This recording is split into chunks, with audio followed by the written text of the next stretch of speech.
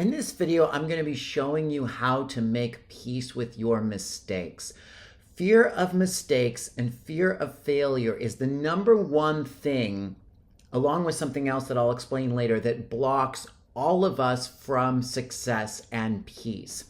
Welcome back to my YouTube channel. My name is Adam. Before we get started, I just want to let you know I have a few spots in my one-on-one coaching program. There aren't a lot, and they tend to fill up pretty quickly. There is a link pinned below in the comment section to discovery calls if you want to find out more about this.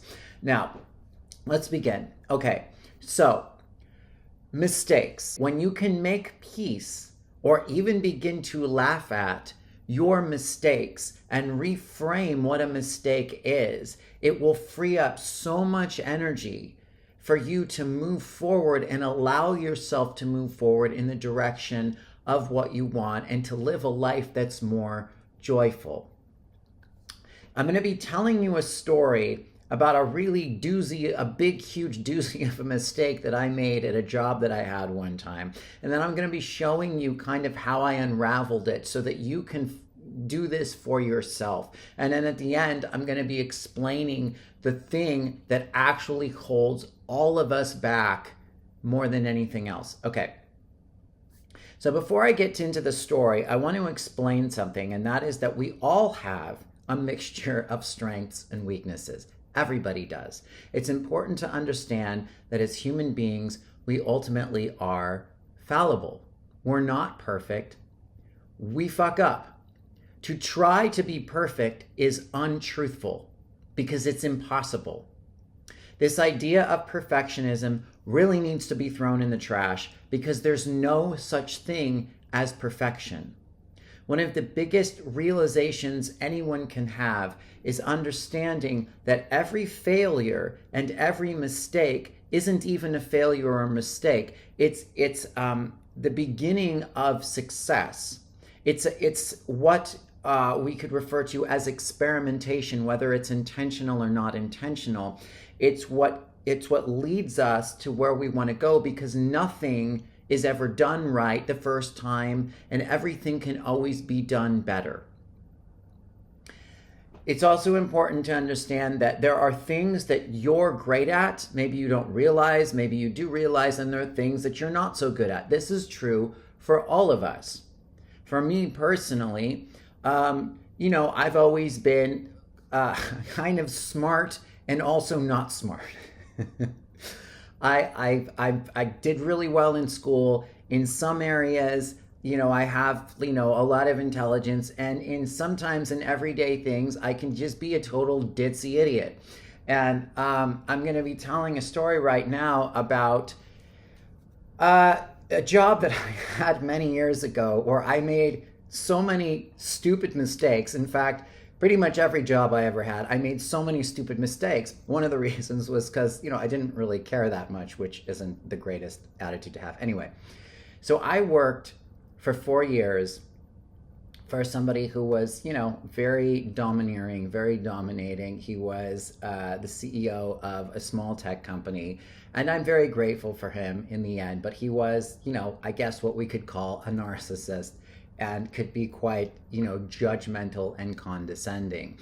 And one of the things that this did, as, a very empathic person and somebody who was always in trouble his whole life for things I didn't really do, was it brought up like all of this intense fear in my nervous system all the time I was around him.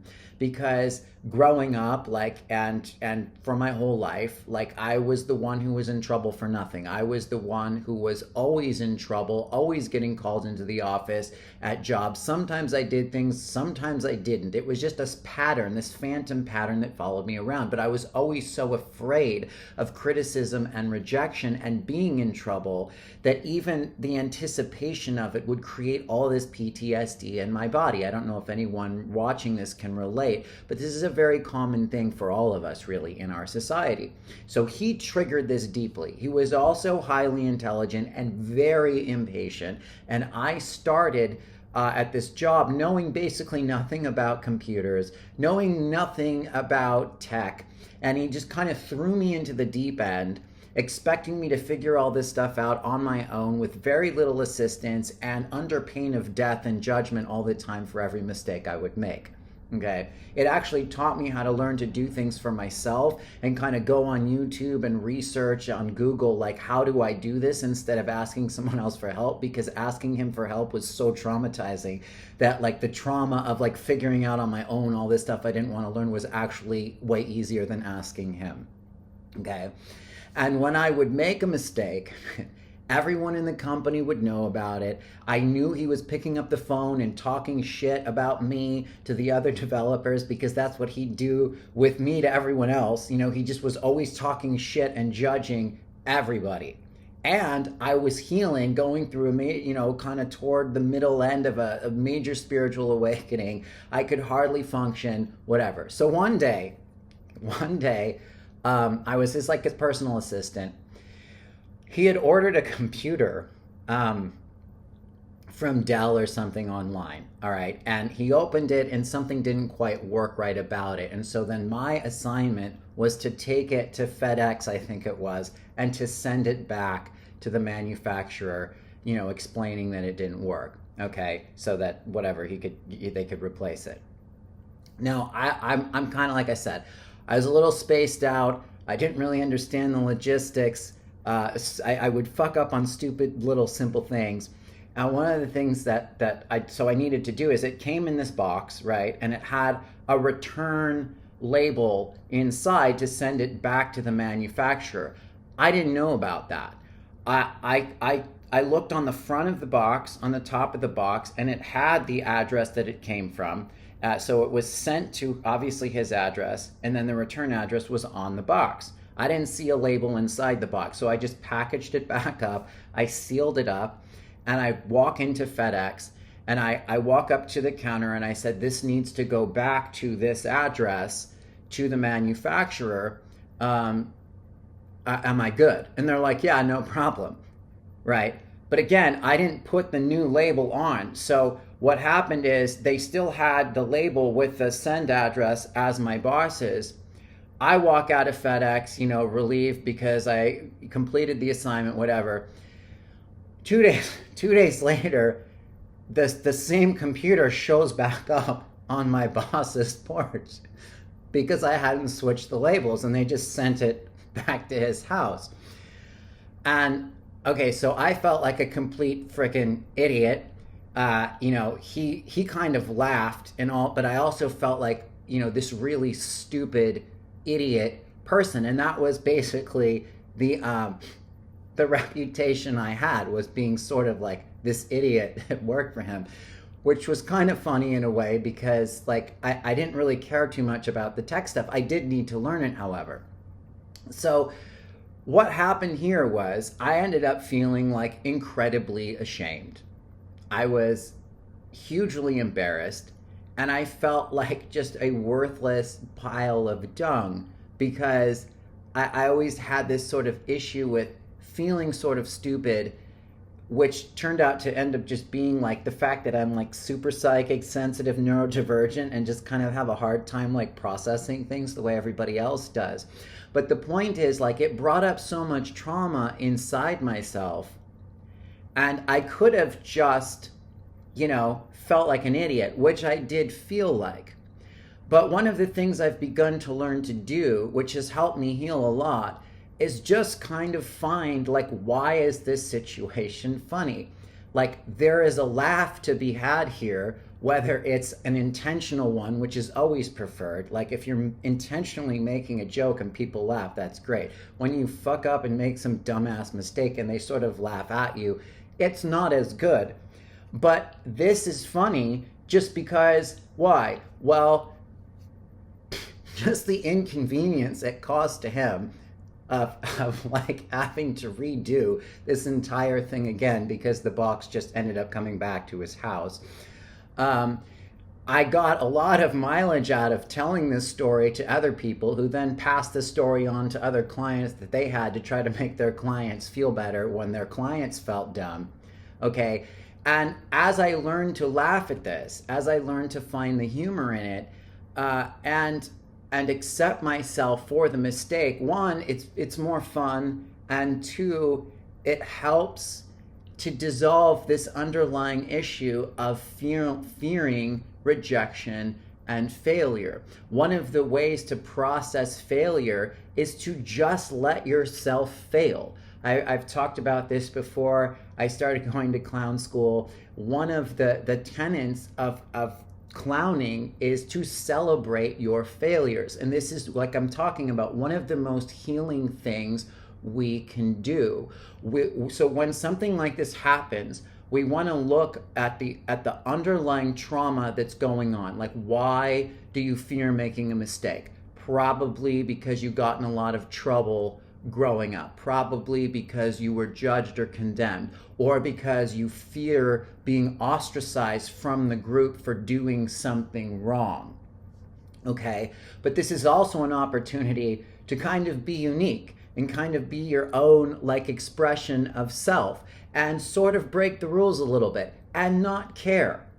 Like everything that we do has an impact on the reality around us. Every mistake that you make, every failure that you make, every step that you take creates an opportunity for everybody else to have an experience and learn different lessons about themselves. It comes down to your perception and your attitude. So if you choose to learn from a situation, then you do. And if you don't, you just get to stay in judgment. I actually gave my boss an opportunity to have compassion. I don't know if he did or not, but I was teaching him through making some dumb mistake. But my point is, every time you screw up, find the humor in it. Find why it's interesting. Find where it is that's causing the fear of making the mistake. And this is the biggest point I can make. Understanding that embracing everything that you do as being okay is what stops so many mistakes from happening, because my deep fear of rejection and condemnation would just lead me to fuck up over and over and over and over and over again. It wasn't because I'm dumb, it's because I wasn't present, and it's because I was so afraid of being judged. So the more that you can laugh at yourself, if you think it's funny and you think it's cool, and I'm not saying to like intentionally screw things up to be mean, but if you think it's cool, other people will too. And I've used this example before. It's like if you're walking down the street and you see someone trip and then they get all like, oh my God, I just tripped. I'm so stupid. I'm such an idiot. Everyone else goes, oh yeah, that was kind of dumb. If you trip and you make a big thing out of it, or you take a bow, or you trip harder, or you smile and laugh and act like you meant to do it, everyone's reaction changes too. They react the way that you react. They feel the way that you feel.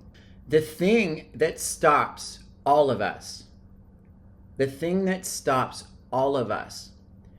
is our own judgment of ourselves when we don't perform the way that we expect ourselves to perform. That's all. Everybody else is just reflecting back to us the opportunity to either judge ourselves or not. It doesn't matter what they do. I know how hard it is when you're around people that are judging you, because people do judge. But ultimately, the pain that we feel comes from our judgment of ourselves. And it comes from our judgment of ourselves for having an expectation of how we're supposed to perform or where we're supposed to be with a particular task or whatever. So just ask yourself, if you didn't have any expectation for yourself to be this good or that good at anything that you're trying, and then however you didn't judge and condemn yourself, would there be any pain really? In general, like, yeah, I know if you get shot in the leg or something, but I mean like emotional, psychic pain and self-punishment. No. And this judgment and this fear of judgment that we have that comes from us, and this expectation that we have that comes from us, is obviously all self-imposed. And it can therefore be completely eradicated by us. We don't need anyone else to do this. And it starts with being able to laugh at it. It starts with being able to laugh at how dumb you are, stupid you are, what doozies or ditzy mistakes you make. and just being free to let go in the moment. Do the best you can, sure, but also don't care. And so I would just invite you to embrace every mistake you make, to embrace every failure that you make, to celebrate every failure that you make, and understand that this will lead you to the success that you actually want. Because the success that we want comes down to our perception of ourselves and how much we love and forgive ourselves. There's really nothing else that needs to be done in terms of healing except loving, accepting, and forgiving ourselves for all aspects. Like I said, there are things that we're great at, there are things that we're not so good at. You can always improve, but why is it cool to not be perfect? Why is it cool to be weird or different or offbeat? Why is it cool to sort of have sometimes lapses in judgment? Sometimes these things, the greatest creations come from sort of like a blip in your consciousness and just something sort of slips through. But if you're too condemning of yourself, you will shut down that flow. Anyway, let me know if you've made any dumb mistakes. I don't want to call them dumb, but sort of mistakes like I did. I have a free energy clearing in the description below for anybody who's interested. Other than that, thank you so much. I do look forward to next time, and peace.